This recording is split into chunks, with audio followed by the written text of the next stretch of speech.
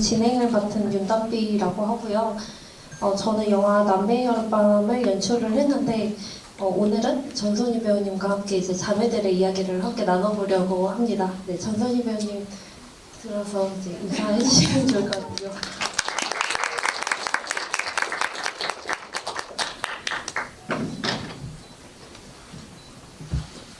안녕하세요. 전선희입니다. 오늘 윤담비 감독님과 함께 남매 여름밤이라고 할 뻔했네요. 파라다이스 이즈 버닝 지브이를 진행하게 되었습니다. 잘 부탁드립니다. 입장하면서 박수 쳐주시는 관객분들은 처음 봤어요, 사실. 감독님 지브이 할 때도 또 그랬을 텐데. 앉으면 박수를 쳐주셨는데.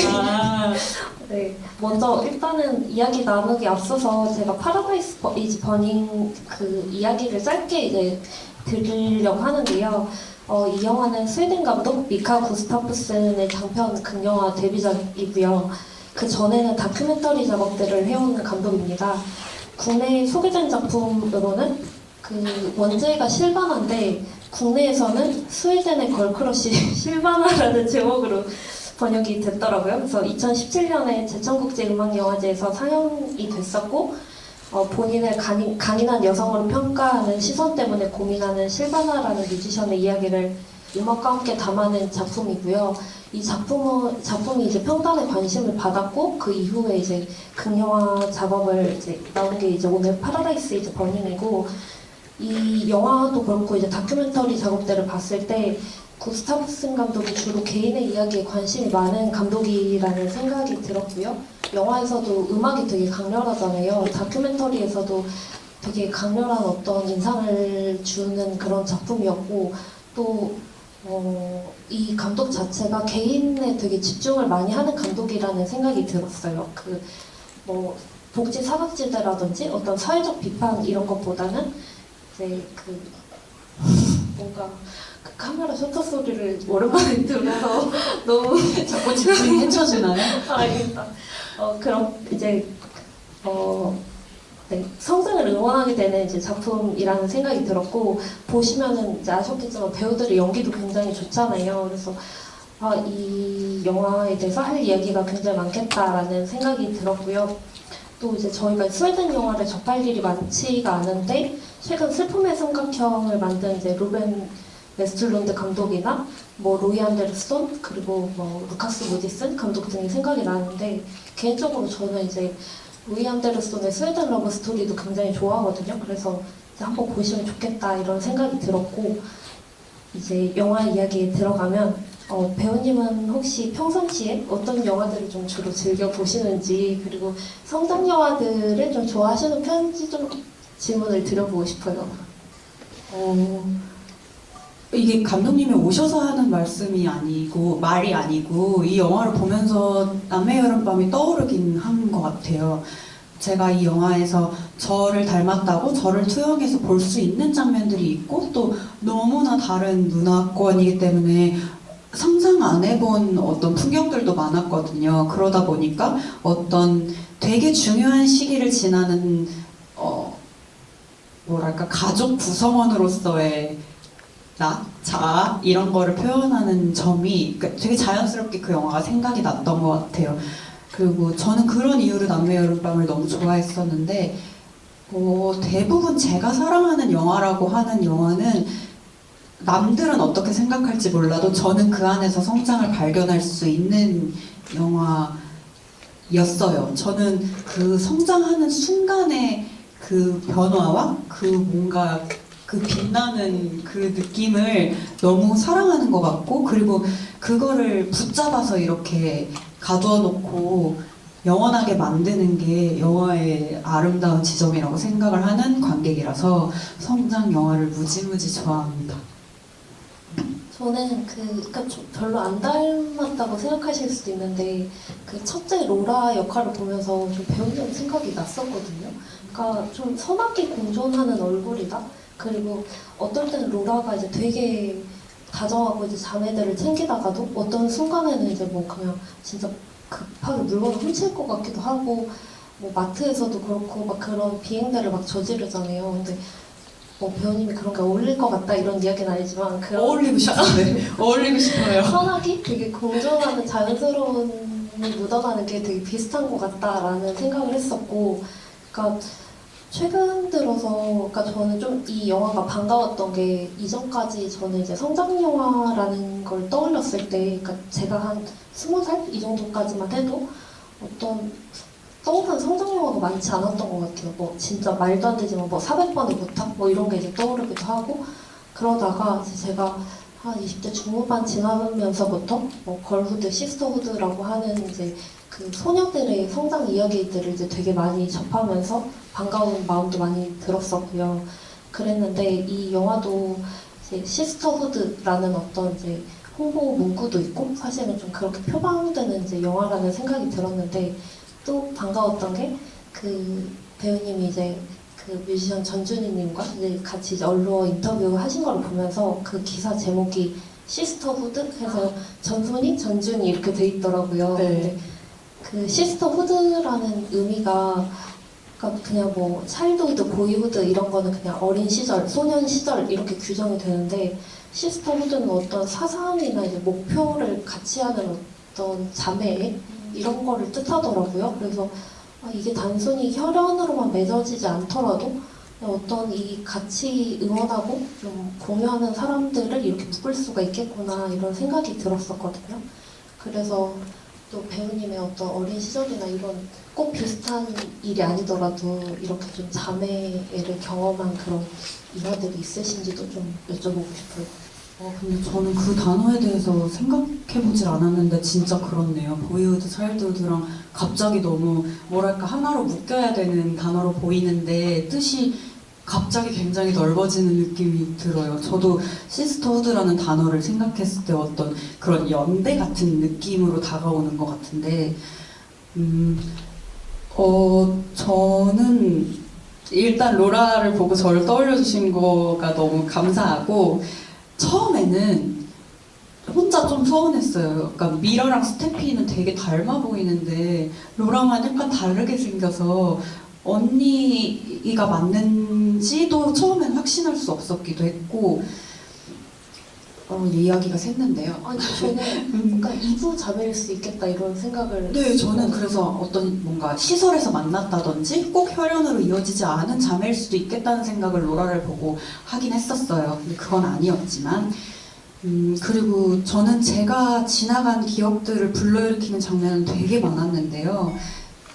가장 크게 떠올렸던 거는 로라가 되게 언니라는 이유로 강인한 척을 많이 하고, 뭐랄까 동생들이 있지 않았으면 그렇게 저지르지 못했을 만한 것들을 망설임 없이 사고를 치고 다니잖아요. 근데 그게 어떤 언니로 태어나면 주어지는 어떤 사명감 같은 게 있어요. 그냥 저만 그런지 모르겠는데 제 주변의 언니들은 공감을 하는데요. 뭔가 언니라면 내가 다른 사람은 몰라도 얘만은 지켜야 할 것 같은 그런 사명감이 어느샌가 생겨있는 것 같아요. 언제 시작된 건지는 몰라도.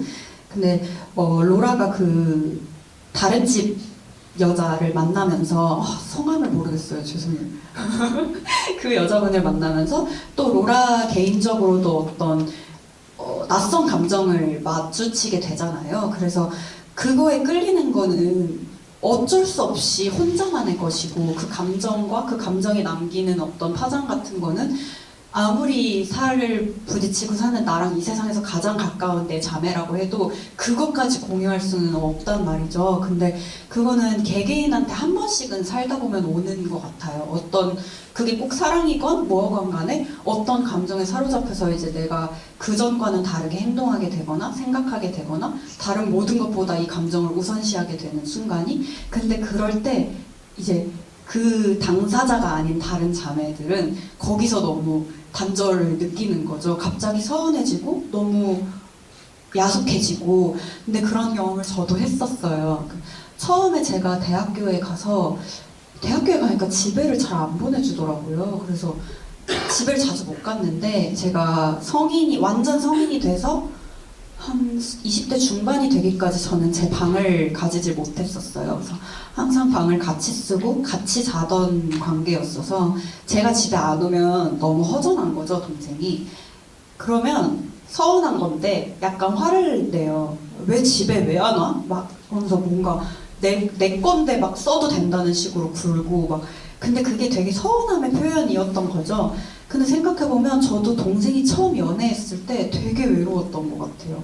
뭔가 나한테서 멀어지는 것 같고 나보다 너한테 가까운 사람이 생긴다는 게 받아들이기가 너무 어렵고, 그래서 저는 미라가 처음에는 자기 서운함을 인정을 안 하잖아요. 아, 뭐 상관없는 척 하다가 결국에는 이렇게 싸우자는 식으로 터지는 게 너무 비슷하다고 생각했어요. 그러니까 뭔가 언니의 힘든 거나 그런 거를 또 동생들 입장에서는 같이 하고 싶겠죠. 언니한테 우리를 지켜달라고 맡겨버리고 싶지 않은 마음이겠죠. 근데 로라는 또 언니로서 동생들이 그걸 몰랐으면 하고, 내가 어떻게든 해결해서 얘네들이 내가 해결했다는 걸 알길 바란 게 아니라 아무 일도 없었는 줄 알았으면 좋겠다고 생각했을 거예요. 근데 그런 로라의 마음들이 너무 이해할 수 있었고, 근데 그걸 혼자 감내하느라고 동생들이랑 멀어지는 과정에서 내 동생들이 각자 느끼는 서운함 같은 것들도 저도 지난 뭔가 청소년기 이런 시절에 겪어봤던 감정이라는 생각이 들었어요.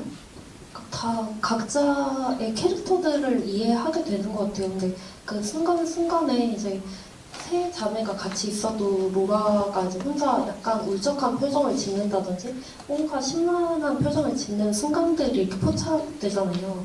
아, 그때 뭔가 어쨌든 로라에게 더 마음이 이제 갈 수밖에 없는, 그리고 가장 큰 무게를 이제 지고 있기도 하고 그런 생각이 이제 많이 들었고요. 그 오픈 채팅방에 만약에 이제 동생이 그렇게 맡고 있으면은 배우님도 가서 이제 어떻게 하셨을 것 같은지 이런 질문이 있는데.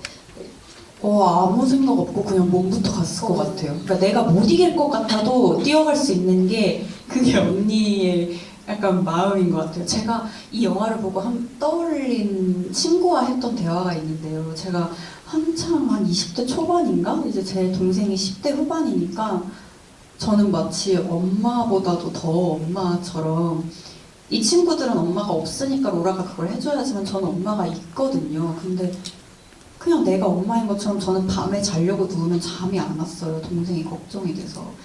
동생이 앞날이 막 걱정이 돼서. 그게 너무 힘들어서 친구가 여동생이 둘 있는 친구가 있거든요. 너는 안 그래? 나는 준이 걱정에 잠이 안 온다. 내가 뭘 해줘야 될지 모르겠고, 그리고 내가 뭘 해주려고 하면 또 그걸 싫어하니까 해주려는 티도 내면 안 되고, 너무 어렵고 막 난 너무 답답해서 잠을 못 이루겠다 했더니 자기는 그게 지나갔다고 하더라고요. 그래서 아, 진짜 너도 그랬어? 하니까 그 친구가 저한테 해준 얘기가, 너랑 나는 태어나 보니까 언니가 없었잖아. 그래서 언니가 갖고 싶었잖아. 그러니까 최고의 언니가 되어주고 싶은 어떤 그런 마음이 있는데, 걔네는 태어나자마자 언니가 있었다고 달라고 하지도 않았는데, 그러니까 별로 언니의 필요를 못 느끼는 거죠. 근데 언니가 없었던 나는 왜 언니의 존재에 대해서 고마운 줄 모르는 거지? 약간 그렇게 서로 이해할 수 없는, 죽어도 이해할 수 없는 그런 부분들이 있는 것 같아요. 이 세 자매도 나이 차이가 이제 좀 나다 보니까 이제 16살, 12살, 또 스태피는 아마 이제 초등학교 저학년 혹은 이제 그러다 보니까 이제 서로 또 이해할 수 없는 그 터울들을 감독이 이제 설정을 한 게 아닌가? 약간 이런 생각이 들었었고요. 그러면은 저는 이제 궁금한 게 그 좀 이제 질문을 앞당긴 질문인데, 이 영화에서 이제 저는 초인종 소리가 이제 딱 들리고 그 다음에 이제 어떤 세 자매의 즐거운 모습들이 비춰지긴 하는데 약간의 불안감이 이제 남아있잖아요. 이때 과연 그 여자가 와서 이들에게 도움을 주었을지, 혹은 아니면 사회복지사가 방문을 해서 이들이 이별을 하게 될지, 혹은 또 그렇다면 세 자매는 과연 어떤 식으로의 성장을 맞이하게 될까? 이런 궁금함이 들기도 했는데 배우님은 좀 어떻게 보셨어요? 사실 저는 영화의 중반까지 너무 불안해서 집중이 잘 안 될 정도로 이 영화의 분위기가 너무 불안했거든요. 뭐랄까, 지나치게 자유로워 보인달까? 무슨 일이 날 것 같고, 로라도 뭔가를 실수할 것 같고, 계속 불안해서 너무 마음 졸이면서 봤었는데, 그거랑 대비해서 결말까지 갔을 때는 믿을 수 있었던 것 같아요. 이 친구들이 뭐 사회복지사의 도움을 받으면 받는 대로, 안 받으면 안 받는 대로.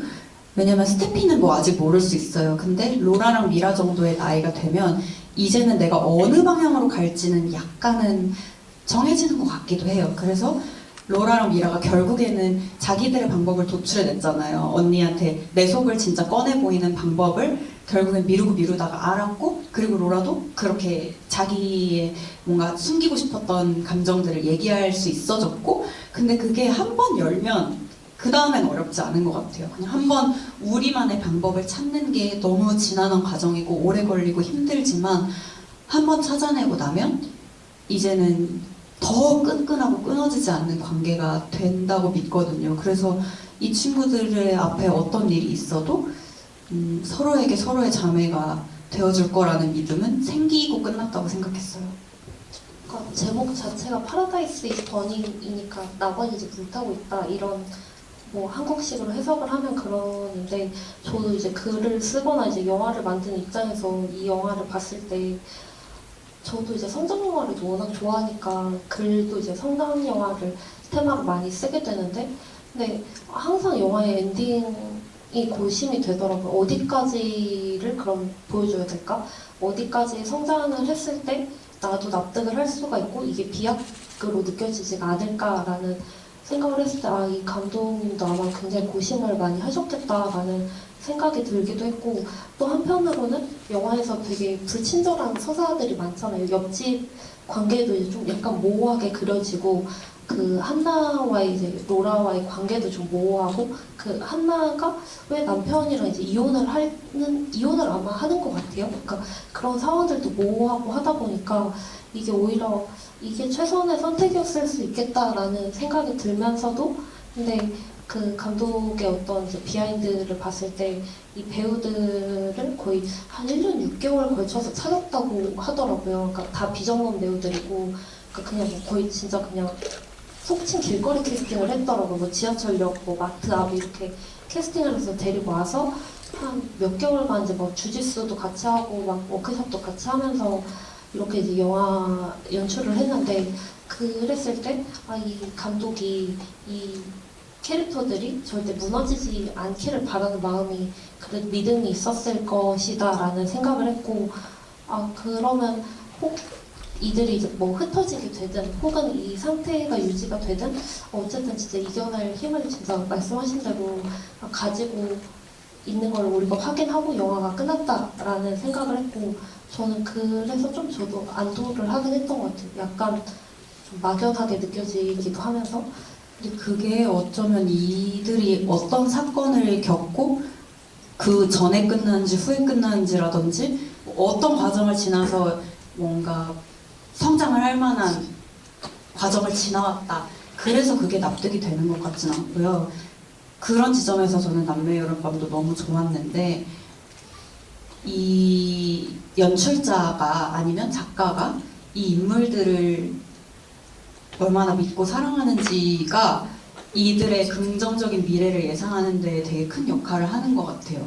그래서 이 어떤 일이 일어났을 때 이 캐릭터가 어떤 식으로 반응하고 그걸 어떻게 채워야 할지를 예상할 수 있게 그 전에 그 캐릭터의 시간들을 같이 보내면서 이 얘를 안다고 생각이 좀 들면 그때는 이제 그 나중을 보여주지 않아도 조금 예측할 수 있어지는 것 같아서. 그 캐릭터들 연기 자체가 그리고 당위성을 만들어 준 것 같아요. 연기가 저는 막 서사가 어떻게 흘러갈지보다 진짜 그냥 연기라고 하기도 좀 애매한데 그걸 보는 어떤 재미로 영화를 좀 봤던 것 같기도 하거든요. 그러니까 제가 좀 인상적이었던 거는 그 한나랑 그 로라랑 어떤 아파트, 시내 아파트에 들어가서 LP판을 틀어놓고 음악이 오수지 그 음악이 나오면서 막 춤을 추잖아요. 근데 그 동작이 너무 그냥 뭔가 내가 영화를 보고 있다 이러면서 생각보다 진짜 이 남의 집에 들어간 두 사람을 보고 있는 것 같은 느낌이 들어서 정말 연기 연출을 어떻게 했나? 이런 것도 궁금했고 그 로라라는 배우 자체를 좀 사랑했던 것 같아요. 그래서 배우님도 혹시 그런 좀 인상적인 어떤 연기라든지 아니면 그런 장면들이 기억나는 게 있으신지? 저는 솔직히 로라의 얼굴에는 그냥 되게 초반에 학교에 세제 훔치러 들어갈 때 머리 이렇게 갑자기 묶잖아요. 그럴 때 약간 하고 이렇게 반한 것 같고, 근데 제가 기억에 남을 정도로 좋았던 장면 중 하나는 그 미라가 화가 나서 막 화를 내면서 신발 그 언니 이제 내 거라고 했던 하얀 구두를 던지잖아요. 근데 던지고 나서 다시 주우러 가잖아요, 같이. 근데 그때의 뭔가 연기가 전문 배우가 아닌데 그러면 주우러 갈 걸 알고 있을 거 아니에요.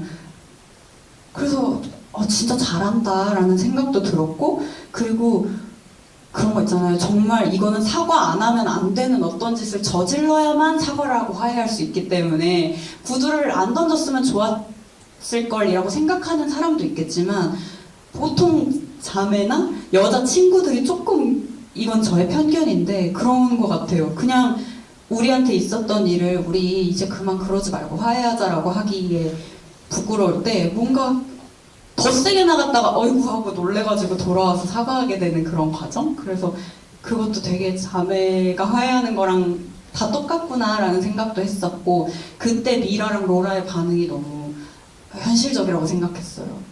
아니 신발도 막 값비싸 보이는 것도 아니고 굽도 부러졌잖아요. 막 근데 그걸 주우니까 마음이 약간 저릿한 게, 그 로라가 또 거기서 약간 그 울컥한 딱 그 얼굴이 좀 약간 사무친다고 해야 되나? 그 장면이 되게 그런 세세한 디테일들이 되게 좋았다라는 이제 생각이 들었고요. 그리고 이 영화 속에서 그러니까 어떻게 보면 각자 성장을 이룬다라고 생각을 하는데, 그러니까 미라 같은 경우에는 첫 승리를 하고 스테피는 유치가 빠지고, 그러니까 로라의 어떤 행동은 좀 의견이 다 나뉠 수도 있을 것 같은데, 저 같은 경우에는 로라가 첫 실현을 했다라고 생각을 했어요. 아마도 선망이든 동경이든 좀 좋아한 것 같다. 왜냐면 로라가 이제 초반에 이제 거울을 보면서 자기 입술을 이렇게 만지거나 그런 장면이 있는데, 저는 이 한나라는 여자를 되게 좀 사랑했던 것 같다라고 그냥 자의적으로 해석을 했거든요. 그래서 이런 성장통들이 이제 인물들이 겪었다라고 생각을 했는데, 배우님은 이런 것들을 어떻게 생각하시는지, 그리고 또 혹시 이제 살아오면서 이런 성장통을 딱 맞이한 순간이 있는지 좀 궁금해요.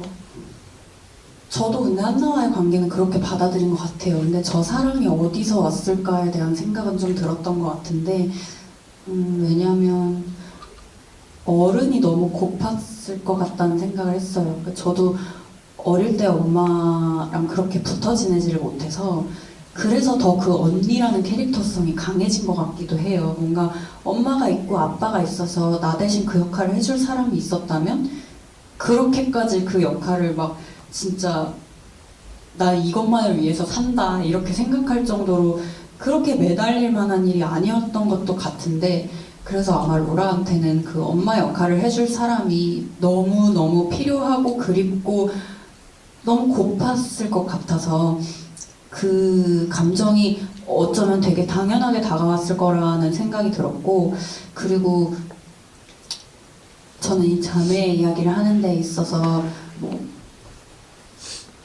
생각해보니까 여자로 사는 거에 대해서 아무도 안 가르쳐주고 혼자 깨우칠 수 있는 게 얼마나 될까 하는 생각이 들었던 것 같아요. 사실 영화에 나왔던 생리도 그걸 어떻게 다뤄야 하는지 우리는 보통 누군가한테 배우게 되잖아요. 그게 엄마건 언니건, 저는 면도하거나 그런 것도 전 언니가 없으니까 사촌 언니한테 처음 뭔가 가르쳐준 건 아니지만 보게 되고 듣게 되고 그게 뭐야 이렇게 하게 되는 계기, 그냥 이 세상에 그런 게 있다는 걸 알아채게 되는 그것도 어쨌든 나보다 조금 먼저 산 여자한테서 배우게 되는 것 같아요. 그래서 그 모든 게 어떻게 말하면 자매라고 할 수도 있을 거고, 그러니까 여자가 다른 여자가 없이 성장해서 성인 여성이 되는 거가 불가능하다는 생각이 들어서 이 사랑과 생리와 치아가 빠지는 거, 이런 부분을 딱 이 인물들이 살아가고 있는 나이로 지정한 게 되게 똑똑하고 재밌다는 생각이 들었고, 근데 저의 성장통은 잘 저는 되게 남한테 맞춰지는 게 저의 편안함이라고 생각을 했었던 것 같아요. 그래서 저는 사춘기가 없었어서 성인이 다 되고 나서 처음 사춘기를 겪었는데 나에 대해서 처음 궁금해진 게 성인이 되고 나서였던 것 같아요. 그래서 너무 모르겠으니까 무섭고 그래서 맥도날드 막 24시간 맥도날드에서 막 밤을 새면서 막 울고 막 일기 쓰고 이러면서 친구랑 그 사춘기를 겪었던 기억이 나는데 그때도 저는 여자인 친구가 있었네요. 혼자서 이겨내기 좀 어려운 것 같아요. 저도 시스터후드라는 말이 왜 요새도 자주 보이고 이런 의미를 갖게 됐을까를 생각을 해보면서 진짜 그 어떤 여성이 신체적으로 남성보다 좀 변화가 더 이제 드라마틱하잖아요. 그러니까 진짜 어떤 이들이 진짜 누군가의 도움을 저 역시도 그랬고 이렇지 않고서는 뭔가 더 쉽지가 않기 때문에 연대라는 게 이런 표현이 생긴 게 아닐까라는 생각을 했고 저는 사춘기 시절에 방에서 링킨파크 음악을 엄청 들었었어요. 방문을 뭔가 굉장히 상징성이 있네요. 아니 상징성은 없었어요. 그냥 나 화났다를 항상 이제 강조하기 위해서 이제 그렇게 했었고 근데 저는 이제 이때의 성장통도 되게 기억에 남지만 최근 이제 남매여름밤을 찍고 나서 그때도 한번 경험을 했다고 생각을 했었거든요. 아 내가 어떤 거를 다 이제 헌신을 하고 난 뒤에 오는 것을 이제 다시 어떻게 채울까? 이때 아 이게 물론 이제 이 지나간 시절을 우리가 보고 있는 거기도 하지만은 여전히 유효한 성장이라는 테마가 우리가 앞으로 진짜 어떤 식으로 이걸 경험을 하게 될까라는 물음을 또 줄 수 있는 영화라는 생각이 들었고요. 그 오픈 채팅방에 잠깐 그 이야기가 나왔는데 이 늑대 티셔츠가 그 홍보사에서 주신 건데요.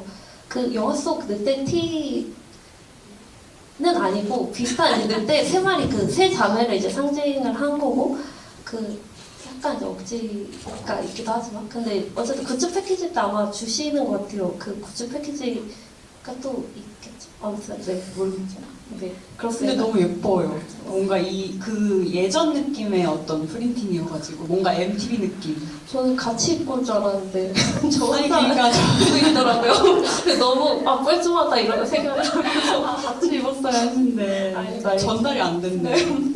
그리고 또 궁금한 게 이거는 오픈 채팅방도 그렇고 저도 이제 얘기를 나눠보면 좋겠다 싶은 게 그러니까 연출적으로도 감독님이 이제 극영화를 연출하면서 실험을 많이 했다라고 생각을 한 게 그 명화 속 여자 주인공 그러니까 여성 캐릭터랑 그 고양이 이렇게 안고 있는 그 사람이 이제 실제로 이렇게 아마 환상일 수도 있지만 골목에서 잠깐 등장을 하기도 하고 그 친구나 이제 춤을 추면서 카메라를 보는 정면으로 딱 바라본 장면이 2번 정도 이제 나오잖아요. 그런 연출적인 방식에 대해서는 어떻게 보셨는지 궁금하기도 하고 저는 좋았어요. 그러니까 이게 어떻게 보면 좀 각자 이제 그 첫 장편 영화를 하면서 각자의 어떤 포부나 이제 목표들이 있잖아요. 그러니까 내가 물론 이 시절이나 이 시기를 잘 담는 것도 되게 목표로 하겠지만 좀 새로운 것을 시도해보고 싶은 그러니까 이 영화만이 갖는 어떤 특색을 좀 갖고 싶다라는 감독님의 어떤 의도였으리라라는 생각을 하고 그게 얼마나 유효했는가에 대해서는 또 얘기해볼 여지가 있을 것 같아요. 저도 되게 궁금했어요. 그 실물을 보게 되는 환상이. 근데 제가 무슨 생각을 하면서 영화를 봤는지 모르겠는데 저는 그 계속 불안했다고 말씀드렸잖아요. 그래서 그 여자가 나타났을 때 진짜 잠깐 이상한 생각이 스쳤는데요. 약간 한나가 위험한 사람인가? 그래서 막 동네에 있는 누군가를 막 관찰하고 그림을 그린다든지 막 여기까지 상상이 가가지고 더 막 불안감이 너무 증폭되는 거예요. 그래서 그게 너무 힘들었는데 그 와중에 어쨌든 우리가 그 안에서 이미 봤던 작품이었잖아요. 그림이. 그게 뭔가 갑자기 사람이 되어서 나오니까 그거 자체가 주는 어떤 감각이 되게 재밌었던 것 같아요. 그러니까 지금까지도 제가 잘 못 벗어나는 부분이긴 한데요. 영화를 보면서 다 알고 싶어요. 무슨 뜻인지 다 이해하고 싶고 이 영화를 만든 사람이랑 대화가 잘 되는 관객이고 싶어요. 근데 그렇지 않을 때조차도 그 본능적으로 받아들이는 어떤 감각들이 있더라고요. 제가 이걸 처음 알게 된 게 소울메이트라는 영화를 찍으면서 그 영화가 너무 감사하게도 메이킹북이 나왔었어요. 근데 거기서 촬영 감독님 인터뷰를 보는데 감독님께서는 나름 이제 감독님 말씀하신 것처럼 내가 해보고 싶은 재밌는 지점이지 않을까. 그리고 내가 연출자의 말을 특히나 뭐 예를 들어 이 씬만 빼고 다 알겠어 무슨 얘기 하는지. 그러면 어떤 그런 집착할 만한 장면이 하나 있어주는 것도 좋은 것 같기도 하고. 그 장면들이 생기면서 약간의 작은 파동이나 충격을 계속 주는 것 같아요. 그러니까 카메라를 딱 보는 거는 사실 영화에서는 금기시돼 있는 어떤 장면이잖아요. 그러니까 이 감독이 다큐멘터리를 연출해서 그랬을 수도 있고, 혹은 이 딱 관객 저도 이제 보면서 딱 그 순간에 약간 이상한 방식으로 딱 몰입이 되는 게 있더라고요. 더 에너제틱하게 느껴지기도 하고, 그래서 그렇기도 했고, 그 영화 속에 이제 어떤 명화와 같이 딱 나왔을 때도 약간 이게 사실인지 환상인지 조금 모호한 그런 걸로 또 다시 이제 약간 레이어가 더 생기는 인상을 받기도 했었고요. 근데 이 영화 자체가 저는 시대성이 되게 헷갈리기도 했었거든요. 그러니까 그 사실 요새라면 다 핸드폰을 사용하고 있고 뭐 SNS를 하거나 뭐 다 그냥 모여 있어도 아마 핸드폰만 이렇게 들여다보고 있을 것 같은데, 이 친구들은 그러니까 한국이랑 또 다른 게 스웨덴의 어떤 자연 풍경, 그러니까 이들이 비행을 일삼아도 진짜 다른 사람의 집이라든지 자연 속에서 뭔가 늑대의 흉내를 내면서 막 춤을 춘다든지 하는 것들이 그렇게 아무리 스웨덴이라고 하지만은 일상적인 풍경은 아닐 것이다와, 그렇기 때문에 이게 좀 과거의 배경인가? 또 LP 플레이어나 이런 것도 좀 예전의 어떤 복구적인 감각을 일으키니까, 그러면서 이게 꼭 과거를 이렇게 재현을 한다라기보다 좀 향수를 계속 불러일으키는 것과 동시에 약간의 세계관을 구축한 것 같은 그런 인상이었거든요. 그래서 그러니까 동시대 감독들에게도 숙제인 것 같아요. 그러니까 저는 여전히 영화에서 스마트폰을 어떻게 다뤄야 할지 잘 모르겠어요. 관계성이 너무 변하고 했는데 이거를 정말 보여주는 게 성당 이 사실을 보여주는 것만이 정말 잘 담길까, 그 정서가? 그런 질문이 있어서 배우님은 이런 어떤 복고적인 장치라든지 그런 자연 풍경들 그런 것들은 또 어떠셨는지. 그러니까 저는 사실 남의 집인데도 되게 편안하게 막 보고 있었거든요, 이 영화를. 불안한 마음보다는 한국이었으면 되게 약간 움직이에서 이들이 어울릴 수도 있는데 이 어울리는 풍경들이 되게 그렇게 불안하지가 않다라고 이제 생각을 하면서 봤거든요. 그래서 약간 다른 인상을 받으신 것 같아가지고. 근데 공간적인 배경 자체는 그렇죠. 아마도 제가 불안함을 느낀 게 너무 자유로워 보이고 제목처럼 낙원같이 보이니까 불안했던 거잖아요. 근데 감독님이 하시는 말씀은 이제 우리나라에서 애들이 저렇게 모여서 놀았다면 배경 자체가 낙원 같은 곳이 없었겠죠. 근데 저는 이런 부분에서는 한국 영화를 사랑하는 게 어쩔 수 없이 이 서사와 영화를 받아들이려면 그 문화권과 우리한테 익숙한 게 뭐고 낯선 게 뭔지를 알아야 받아들일 수 있는 것들이 있잖아요. 그래서 저는 저 나라 애들은 저렇게 방학 때 다 같이 모여서 남의 집 들어가서 노는 게 일반적인 일인가 라는 게 너무 궁금한데 물어볼 데가 없어가지고 근데 너무 자연스러워 보이더라고요. 그리고 우리나라랑 다르게 집들이 다 너무 막 뒤따프고 막 수영장도 있고 문도 막 열어놓고 다니고 이래서 방학 때는 공용으로 쓰는 건가 하는 생각을 하기도 했고 근데 저는 지금 감독님 말씀을 듣고서야 생각한 게 어쩌면 그 정확히 어느 시대인지 모르게 만든 점이 의도한 걸 수도 있겠다라는 생각이 들어요. 왜냐하면 어쨌든 이 나이대 이 자매들의 모습을 보면서 이걸 그렇게 남일처럼만 느끼길 바라진 않았을 거잖아요, 감독이. 그러면 보는 관객의 나이대가 어떻든 간에 나의 그 시절을 떠올릴 수 있었으면 했을 거고, 그런 의미에서 이게 정확히 언제인지를 모르겠다는 점은 되게 유리한 부분인 것 같아요. 그리고 그 말씀을 하시니까 그 설에 나오는 영화 뭐죠? 헤어질 결심에서 전 너무 놀랐거든요. 그 스마트폰의 사용을. 근데 저는 영화의 생명력이 되게 길다고 생각해서 영화를 또 사랑하기도 하는데 그런 부분이 좀 슬퍼요. 뭔가 예전에는 시간이 좀 많이 지나도 그렇게까지 풍경이 막 완전 생판 달라지고 그러진 않았던 것 같은데 이제 너무 발전이 빨라지고 사람들의 문화가 달라지고 사용하는 물건이 달라지는 게 그 텀이 너무 빨라진 것 같아요. 그래서 그 영화의 생명이 좀 더 짧아지는 것 같아서 그게 좀 슬프긴 합니다. 그냥 이 영화를 보고서도 그렇고, 그러니까 아무도 그 오픈 채팅방에도 뭐 아무도 모른다라든지 뭐 우리들이라든지 아니면 또 그 플로리다 프로젝트 같은 이제 상상 영화들을 많이 이제 떠올리게 되잖아요. 영화를 보면서.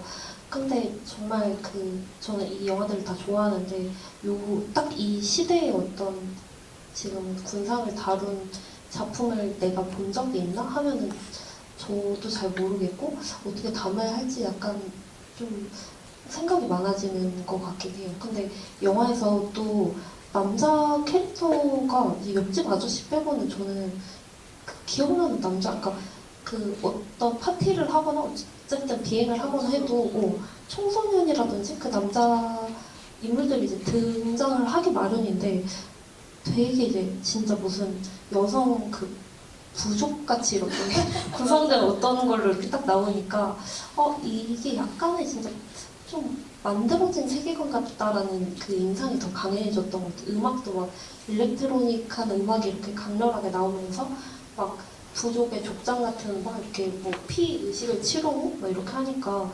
이게 진짜 현실을 담으려는 시도라기보다 그냥 상징적인 어떤 메타포들이 되게 많은 영화일 수 있겠다 이런 생각을 했었습니다.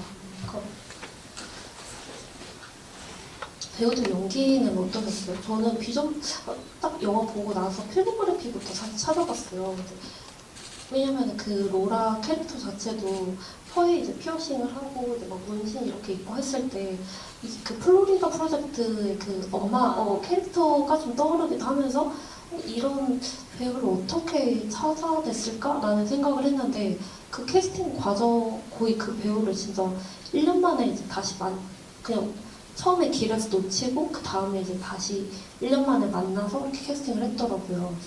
그래서 배우들이 만약에 저는 이 영화가 진짜 배우들의 이 정말 그 탄탄한 연기, 어떤 그 날것의 연기가 굉장히 빛을 발했다라는 생각을 했었는데 이런 부분은 좀 어떻게 보셨어요? 자, 항상 어려운 점인 것 같아요. 왜냐면 저는 이게 단순히 비전문 배우라서 나오는 건 아니라고 생각해요. 만약에 그렇다면 배우라는 직업이 없어져야겠죠.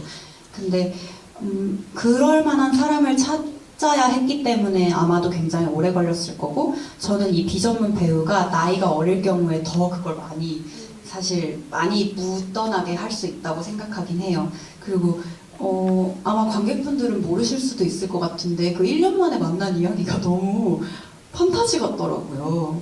예, 원래 그 감독님이랑 같이 이제 글을 준비하고 풀이를 하시던 남자 스태프분이 계셨는데 아마 30, 40대 배우라고 했나요? 근데 이 얼굴이 약간 알려진 분이신가 봐요. 근데 그분이 이제 로라를 하면 딱 좋을 것 같은 어떤 친구를 지나가다 길에서 마주쳤는데 감독님한테 연락을 했대요. 지금 여기에 로라를 하면 너무 좋을 것 같은 여자애가 있는데 네가 빨리 여기로 왔으면 좋겠어. 그래서 그럼 내가 지금 가면 시간이 걸리니까 네가 핸드폰 번호를 물어봐라 했더니 내가 나 30, 40대 되는 알려진 얼굴 아저씨가 어린 10대 여자한테 연락처를 물어보면 너 같으면 주고 싶겠냐, 얼마나 위험해 보이겠냐. 그래서 이 여자애를 놓친 거예요, 감독님 왔을 때. 근데 그 여자를 1년 만에 그 남자분이랑 같이 감독님이 이렇게 걸어가다가 목소리를 듣고 어울릴 것 같지 않아? 하고 같이 돌아봤는데 그 여자애였다는 거예요. 너무너무 신기하죠. 그래서 저는 이 이야기가 뭔가 막 되게 운명처럼 느껴지고 아마도 그 감독님도 얘 아니면 안 되겠다라는 생각이 드셨겠죠? 근데 특히나 제가 지금 하려는 얘기는 어린 배우들한테만 국한되는 건 아닌 것 같은데요. 배우가 가지고 있는 능력치도 중요하지만 이 배우의 연기를 연출할 감독이 이 배우를 얼마나 믿고 기대하는지가 되게 중요한 것 같아요. 얼마나 믿고 기대하고 사랑하는지. 그게 배우가 가진 능력치보다 더 많은 거를 끌어낼 수 있는 코드라고 저는 확신합니다.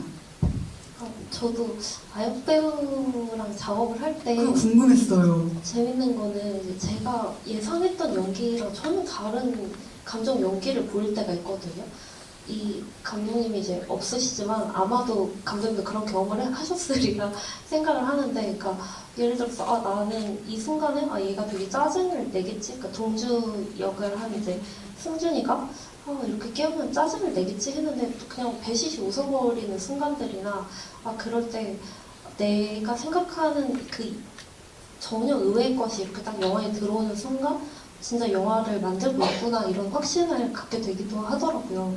그러니까 아무래도 또 상상 영화이기도 하고 아역 배우들하고 작업을 할 때의 이런 또 다큐멘터리적인 어떤 경험들이 또 이런 그 배우들의 어떤 연기를 끌어내는데 되게 좀 도움을 많이 됐으리라 이런 생각이 들었어요. 근데 저 궁금하긴 해요. 뭔가 예상한 것과 너무 다른 게 나왔을 때 반갑나요? 아니면 다시 그 내가 예상했던 거기로 끌고 가기 위한 노력을 하는 게 먼저인가요? 저는 일단 반가운데, 근데 그 다른 감독님들하고 얘기를 나눠보면 이게 다 그 성향마다 다른 것 같아요. 뭐 어떤 감독님은 그냥 내가 얘기한 대로 표현했으면 좋겠는데 막 마음이 그럼요. 막 연기 보여주시는 감독님들도 계시잖아요. 마음이 너무 조급한데 막 이걸 언제 기다리나 막 이런 생각이 드는 이제 감독님들도 있고, 이제 뭐 저는 그냥 이런 의외의 순간들이 영화를 좀 풍성하게 만들어준다라고 생각을 하거든요. 막 영화에 되게 뭐 우연적으로 뭐가 이렇게 들어오거나 하는 걸 되게 좋아하는 편이라서 그런 게 이제 되게 재밌다 이런 이제 시기라서 이제 뭔가 다 이제 갈리는 것 같아요. 저는 그런 걸 주울지 버릴지 선택하는 게 감독이라는 점에서 항상 모든 현장의 감독님이 되게 외로워 보여요. 뭐 제가 다른 영화 집을 와서 할 얘기는 아니지만 외로운 이제 근데 배우도 다 그럴 것 같아요. 왜냐면 딱 카메라 앞에 사실은 어쨌든 감독도 그렇죠. 딱 카메라 앞에 딱 그 남겨지는 순간 오롯이 딱 짊어지고 다 이제 스태프들이 진짜 쳐다보고 있잖아요. 그러니까 그 순간이 필연적으로 외로울 것 같아요. 그럴 때 저한테 감독님이 있죠. 근데 감독님은 아무도 없잖아요. 저도 농담입니다. 얘기하세요. 저는 그래서 이 영화는 어쨌든 뭐 음악도 좋고 평경도 뭐 이런 영화에 이제 일조를 많이 했겠지만 저는 이 배우들의 연기가 없었으면 사실은 되게 어떤 설득력을 얻기 어려웠을 수 있겠다. 근데 그걸 해냈다라는 게 이 영화의 되게 강점이자 성취라는 생각이 들었습니다. 그래서 일단 오픈 채팅방에서 또 질문을 한번 그 질문이라기보다 감상평 중에 하나인데, 가족에 대한 갈망이 자매별로 다 다른 것도 이제 흥미로웠다. 그래서 로라는 이제 어른 여성을 택하고 미라는 또 그 옆집 아저씨 남성을 택하고 스테피는 또 또래 친구를 찾잖아요. 그래서 이런 점도 흥미로웠다 하는데, 그러니까 스테피가 또 혼자 있을 때 그 어떤 청소년으로 보이는 그 여자가 이제 되게 괴롭히잖아요. 흙을 뭐 먹으라고 하고. 근데 또 와가지고 그 자매들한테 얘기를 안 하잖아요. 자기가 이런 일을 겪었다라는 걸. 이러면서 성장을 하는 건가? 이렇게 각자만의 이제 비밀을 가지면서, 그리고 이걸 공유하는 순간 언니들이 되게 마음 아파할 것이라는 그 생각이 드니까, 그러니까 언니도 그 동생에게 공유를 못하게 되고 이러면서 각자의 이제 배려 같은 게 이제 이들을 좀 결속시키는 건가 하는 좀 생각도 들더라고요. 맞아요. 저는 이럴 때 GV가 너무 좋은데요. 그 생각은 한 번도 못 해봤는데 진짜 그렇네요. 어떻게 그런 생각을 하셨지? 너무 좋았어요. 이 이야기를 듣고 나서 저한테 든 생각들이 너무 좋았고, 생각해보면 아마 저희 모두도 나이대별로 나한테 필요하다고 느껴지는 가족의 모양이 다르긴 할 것 같아요. 그래서 진짜 잘 표현이 됐네요, 영화에서. 저는 어떤 생각이냐면 지금 뭐 남성분도 있고 여성분도 있고 관객들이 다양하지만 다 약간 시스터후드로 맺어진 관계 같은 그런 느낌이에요. 지금 뭔가 우리가 같은 영화를 보고 이렇게 공유를 하고 있다라는 그 결속력 이런 게 이제 되게 좋다. 그리고 이제 영화에서도 그런 것들을 좀 이렇게 시사하는 바가 있었던 것 같다 하고 그리고 개인적으로는 감독님의 다음 작품도 그냥 궁금해지더라고. 어떤 이야기를 또 할까? 근데 아마도 제가 그냥 생각했을 때 여성 캐릭터의 어떤 주체적인 면을 이제 보여주지 않을까라는 이제 궁금함이 들기도 했었어요. 일단 만약에 이제 더 질문이 없으시면은 일단 마무리를 하려고 하는데요. 혹시 근데 영화가 청소년 관람들과 누가 계셨어요? 아, 몰랐어요. 근데 왜 청소년? 저도 몰랐는데 왜 청소년 관람들과? 너무 폭력적인가 봐요. 아, 남의 집에 들어갈까 봐 그런가? 근데 다 도어라지 돼 있어가지고. 왜 그렇지?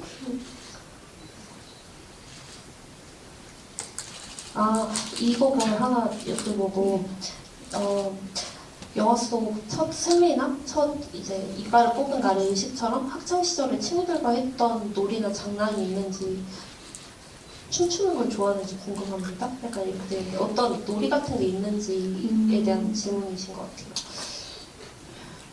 아까 극장에 들어오기 전에 감독님께서 제 인터뷰를 감사하게도 읽어주셨다고 일탈을 해본 경험이 없다고 하는 답을 보셨다고 하셨는데 저는 딱히 그런 경험이 없는 것 같아요. 감독님이 있으세요?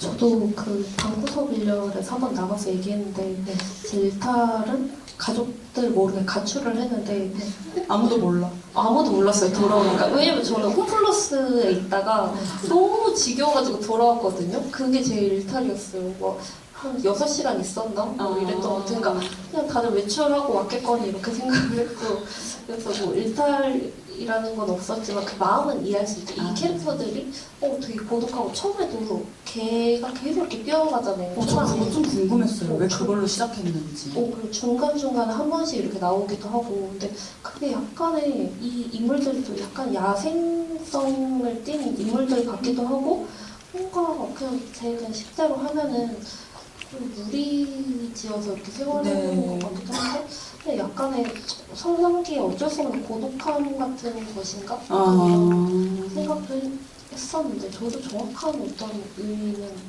잘 모르겠어요. 그럼 그런 놀이나 의식 같은 것도 해본 적 있으세요?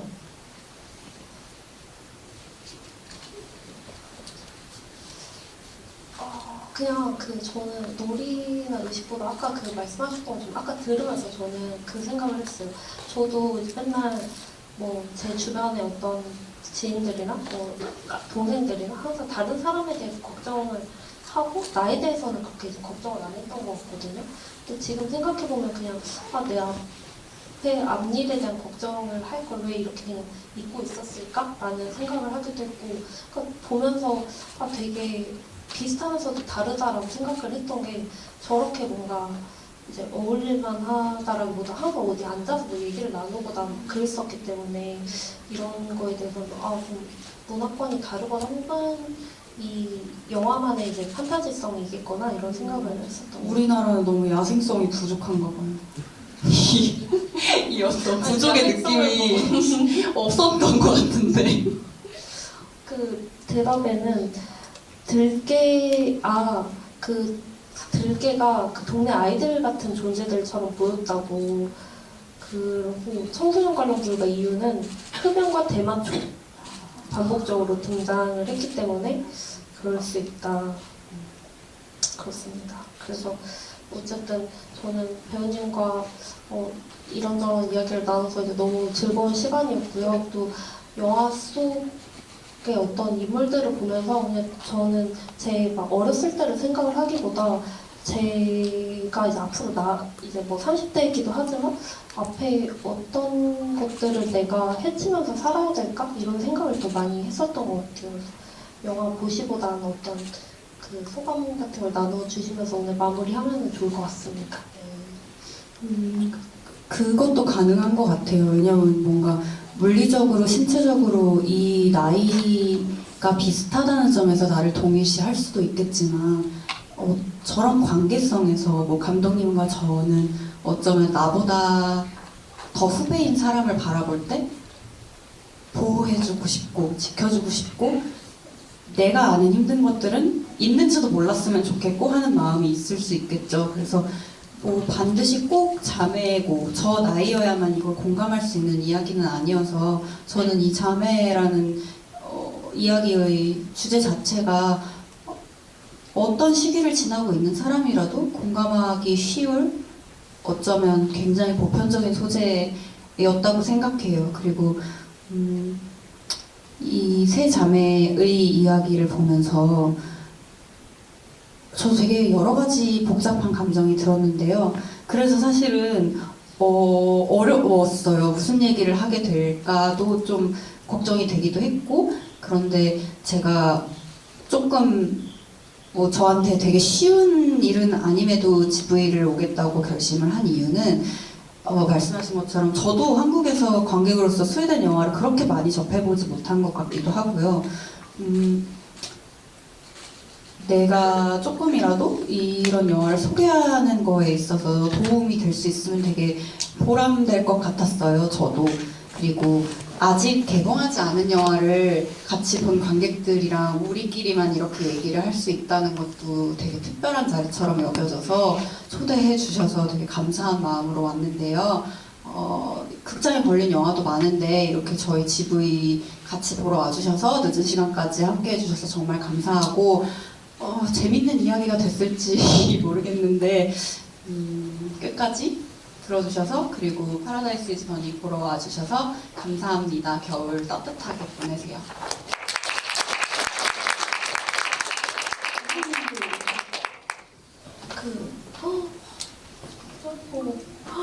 세상에나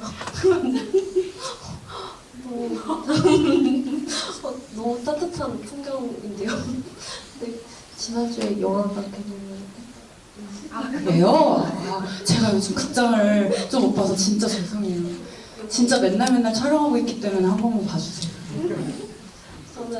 저도 이제 배우님 항상 이제 작품으로 뵙다가 오늘 이렇게 여러 이야기 들을 수 있어서 너무 좋았고, 또 성장 영화가 이제 되게 보편적인 그리고 엄청 넓은 범위이잖아요. 근데 요새 또 이런 영화들을 만나보기가 좀 힘든 것 같다라는 생각이 들어서 저도 이런 영화들이 많아졌으면 좋겠다와 이 영화를 좀 재밌게 보셨으면 많은 응원을 해주시면 너무 좋겠다라는 생각이 듭니다. 오늘 추운 날씨에 함께 해주셔서 감사합니다.